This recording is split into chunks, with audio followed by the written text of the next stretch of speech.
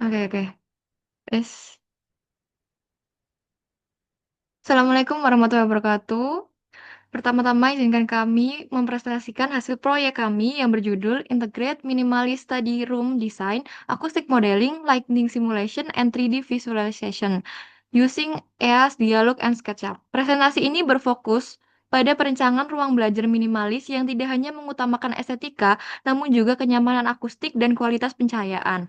Melalui penggabungan tiga perangkat lunak tersebut, yaitu EAS untuk permodelan akustik, Dialog untuk simulasi pencahayaan, dan SketchUp untuk visualisasi 3D. Kami berupaya menghasilkan desain ruang yang optimal dari segi fungsi, efisiensi energi, serta kenyamanan pengguna. Next. Sebelumnya, perkenalkan, saya Orianda Aryani dengan NRP 500123118 dan ada teman saya, Maura Firza, dengan NRP 500123104. Ada Saptri Elisa dengan NRP 500123115 dan ada Eriska Febiola dengan NRP 50012311147. Next. Ruang belajar yang nyaman dan fungsional memiliki peran penting dalam mendukung fokus, produktivitas, serta efektivitas aktivitas belajar. Dalam konteks desain interior modern, konsep minimalis menjadi pilihan karena menawarkan kesederhanaan, keteraturan, dan efisiensi penggunaan ruang. Namun, untuk menghasilkan ruang belajar yang benar-benar optimal, diperlukan perancangan yang tidak hanya memperhatikan estetika, tetapi juga aspek teknis seperti kualitas akustik dan pencahayaan. Melalui proyek ini dilakukan proses perancangan ruang belajar minimalis dengan pendekatan terintegrasi menggunakan tiga perangkat lunak profesional, yaitu SketchUp untuk permodelan 3D dan visualisasi ruang, EAS untuk analisis akustik, serta Dialog untuk simulasi pencahayaan. Kombinasi ketiga software tersebut memungkinkan evaluasi dan komprehensif sehingga ruang yang dihasilkan tidak hanya indah secara visual, tetapi juga memenuhi kebutuhan kenyamanan pendengaran, dan penerangan sesuai standar yang relevan. Adapun tujuannya yaitu mewujudkan ruang belajar minimalis yang fungsional dan efisien, mengoptimalkan kualitas akustik ruang, merancang sistem pencahayaan yang nyaman dan sesuai standar, membuat visualisasi 3D yang realistis, dan mengintegrasikan hasil simulasi akustik dan pencahayaan ke dalam rancangan final. Next. Berikut adalah dasar teori yang kami gunakan dalam proyek ini. Yang pertama ada cahaya. Cahaya adalah energi elektromagnetik yang dapat dilihat oleh mata manusia dan memungkinkan kita melihat serta mengenali objek di sekitar. Cahaya bergerak sangat cepat, sekitar 3 kali 10 pangkat 8 meter per second, dan warnanya ditentukan oleh panjang gelombang dalam spektrum tampak. Cahaya menjadi unsur penting dalam kehidupan karena menjadi sumber utama visibilitas.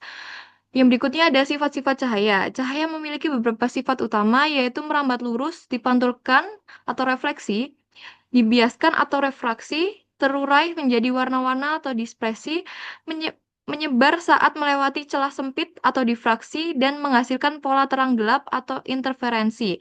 Cahaya juga dapat mengalami polarisasi serta dapat diserap dan dihamburkan oleh materi.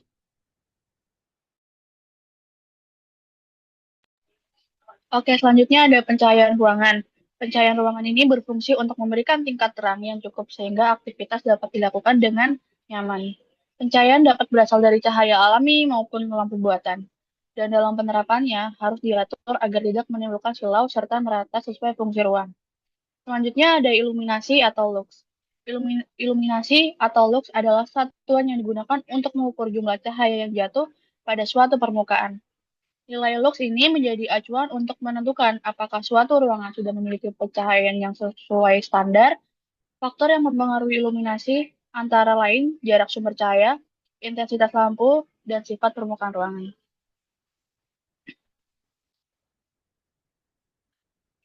Next. Selanjutnya ada akustik ruangan. Akustik ruangan membahas bagaimana suara bereaksi di dalam ruang tertutup. Interaksi suara dengan dinding, lantai, dan langit-langit dapat menyebabkan pemantulan, penyerapan, atau difusi suara. Tujuannya adalah mencapai kualitas suara yang jelas dan nyaman tanpa gema atau distorsi. Selanjutnya ada waktu dengung atau RT60. RT60 adalah waktu yang dibutuhkan suara untuk berkurang hingga 60 desibel setelah sumber suara dihentikan. Nilai RT60 yang ideal berbeda tergantung fungsi ruangan. Misalnya, ruang kelas memerlukan RT60 pendek agar suara jelas. Sedangkan ruang konser membutuhkan RT60 yang lebih panjang agar suara lebih musikal. Next. Selanjutnya ada refleksi material. Refleksi material adalah kemampuan permukaan dalam memantulkan cahaya. Material berwarna terang memiliki reflektasi tinggi sehingga membantu meningkatkan pencahayaan ruangan. Sebaliknya, material gelap menyerap cahaya lebih banyak sehingga reflektasinya rendah. Selanjutnya ada kebutuhan cahaya mata. Mata manusia membutuhkan tingkat cahaya tertentu agar dapat melihat detail dengan jelas tanpa menimbulkan kelelahan. Aktivitas seperti membaca membutuhkan cahaya lebih tinggi dibanding aktivitas umum. Dan usia juga mempengaruhi kebutuhan pencahayaan. Semakin tua usia, semakin besar intensitas cahaya yang dibutuhkan. Next. Dalam proses perencanaan, terdapat beberapa aplikasi pendukung yang kita gunakan. Yang pertama ada Dialux. Dialux digunakan untuk menghitung kebutuhan pencahayaan dan menentukan jumlah serta jenis lampu. Yang kedua ada ESE. Ada ES. Digunakan untuk menganalisis akustik ruang dan menghitung waktu dengung. Dan selanjutnya yang ketiga ada SketchUp. SketchUp digunakan untuk membuat model 3D ruang sehingga mempermudah visualisasi desain. Next. Oke, setelah kita mengetahui mengenai aplikasi apa yang kami gunakan, selanjutnya ini untuk material yang kami gunakan dalam proses pembuatan ruangan belajar ini. Yang pertama, kita menggunakan alas. Untuk alas ini sendiri, kita menggunakan bahan generik carpet heavy grade on concrete, di mana alas ini kami pilih karena memiliki kesesuaian dengan fungsi ruangan yang kita gunakan, yaitu untuk ruang belajar.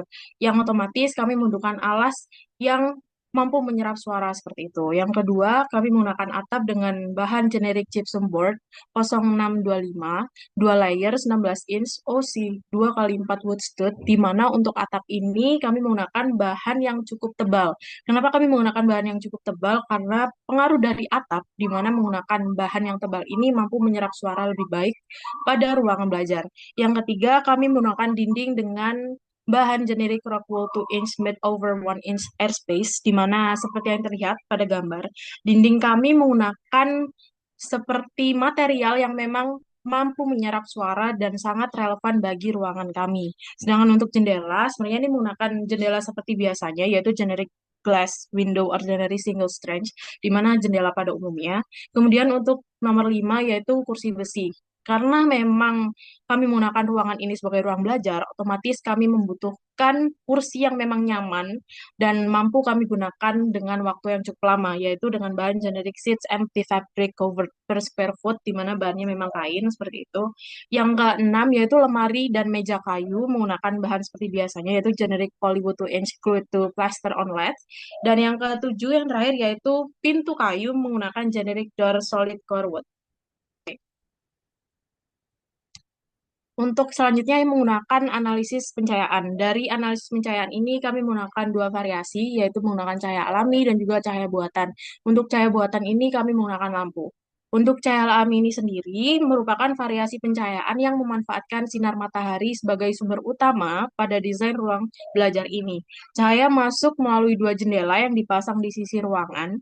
Variasi pencahayaan ini memberikan penerangan alami yang optimal mulai dari pagi hingga sore hari. Di mana untuk selanjutnya kami menggunakan variasi cahaya buatan, yaitu lampu. Cahaya buatan menggunakan lampu LED yang memang dipasang di ruang belajar. Pembagian lampu ditempatkan salah satunya di bagian tengah ruangan sebagai sumber pencahayaan utama. Untuk ruangan ini, kami total menggunakan 5 lampu, satu lampu tengah, dan 4 lampu di sekitarnya.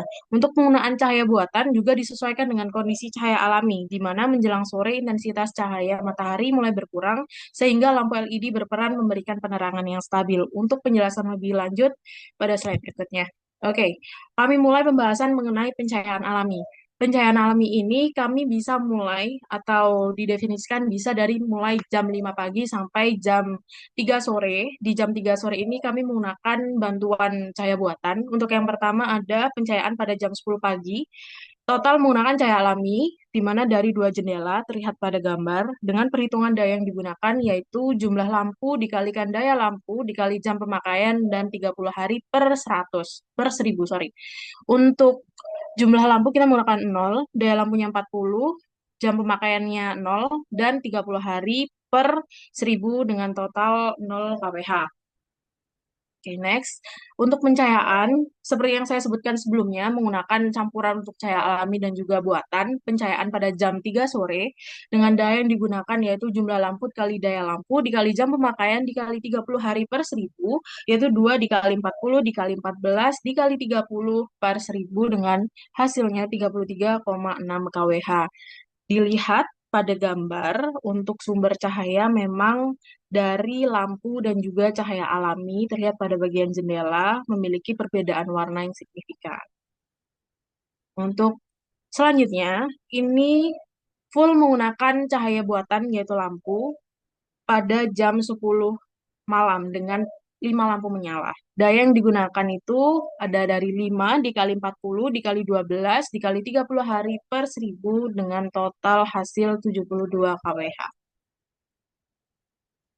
Oke, selanjutnya setelah kita menggunakan aplikasi Dialux, maka langkah selanjutnya adalah menggunakan aplikasi SketchUp dan Dialux. Berikut ini merupakan waktu dengung grafiknya yang dimunculkan dari IS. Yang pertama, waktu dengung berada pada rentang 0,25 sampai 0,62 detik, sehingga nilai RT tertinggi muncul pada frekuensi rendah, yakni pada frekuensi 100 Hz dengan waktu 0,2 detik, dan menurun pada frekuensi menengah sampai tinggi. Kemudian rentang frekuensi penting untuk percakapan yaitu sekitar 500 sampai 4000 Hz, memiliki RT stabil sekitar 0,27 sampai 0,32 detik. Nilai RT tersebut termasuk ideal untuk ruang belajar karena mendukung kejernihan suara dan fokus. Kemudian didapatkan koefisien serap rata-rata sebesar 0,42 yang dimana menunjukkan material ruangan cukup baik dalam menyerap suara. Sehingga secara keseluruhan, ruang belajar memiliki kualitas akustik yang baik dan minim gema. Next. Berikut ini merupakan tampilan dari kerangka bangunan yang telah kami buat. Yang pertama ada kerangka bangunan, posisi atas, tampak samping 1, dan tampak samping 2, lalu ada tampak luar. Bangunan yang kami buat ini memiliki tinggi sebesar 2,79 meter, panjang sebesar 7 meter, dan lebar sebesar 6 meter. Berdasarkan analisis yang telah kami lakukan, maka ruang belajar yang dirancang itu dapat menunjukkan perbedaan tingkat pencahayaan pada 3 kondisi simulasi, yakni pada pukul 10 pagi, cahaya matahari sangat dominan dengan iluminasi hingga 1139 lux, sehingga menimbulkan silau dan ketidaknyamanan visual. Kemudian pada pukul 3 sore, tingkat pencahayaan menurun menjadi sekitar 555 lux. Hal tersebut menjadi lebih merata dan nyaman meskipun masih sedikit di atas standar. Lalu pada jam 10 malam merupakan kondisi terbaik dengan pencahayaan buatan sebesar 385 lux yang sesuai standar SNI yaitu 300 sampai 500 lux dan distribusi cahaya paling stabil. Ruangan dirancang menggunakan SketchUp dengan tata letak meja yang simetris, lemari, rak, dan distribusi, dan tanaman dekoratif serta pencahayaan alami untuk menciptakan suasana belajar yang rapi dan nyaman. Hasil simulasi akustik menggunakan IS menunjukkan koefisien absorpsi sebesar 0,42 dan nilai dengung sebesar 0,3 sampai 0,5 detik, yang mana hal itu ideal untuk ruang belajar, sehingga suara dapat terdengar jelas tanpa gema berlebih. Secara keseluruhan, desain ruang sudah memenuhi aspek kenyamanan visual maupun akustik untuk mendukung proses pembelajaran. Berdasarkan analisis yang telah kami lakukan, maka dapat disimpulkan yang pertama, desain ruang belajar minimalis dibuat dengan menggunakan layout yang sederhana, penataan furnitur efisien, dan penggunaan elemen yang benar-benar dibutuhkan. Kedua, analisis akustik menunjukkan waktu dengung yang rendah sehingga suara tidak bergema dan mendukung fokus belajar. Ketiga, sistem pencahayaan dirancang menggunakan kombinasi cahaya alami dari 2 jendela dan cahaya buatan yang berasal dari LED yang memenuhi standar tingkat iluminasi ruang belajar. Model 3D dari SketchUp memberikan visual yang detail mengenai bentuk ruang, tata letak furnitur, serta posisi jendela dan lampu. Hasil simulasi IS atau akustik dan dialog pencahayaan digabungkan untuk memastikan desain akhir yang nyaman, efektif, dan sesuai dengan kondisi yang nyata. Sekian presentasi dari kami. Mohon maaf apabila ada kesalahan. Wassalamualaikum warahmatullahi wabarakatuh. Waalaikumsalam warahmatullahi wabarakatuh.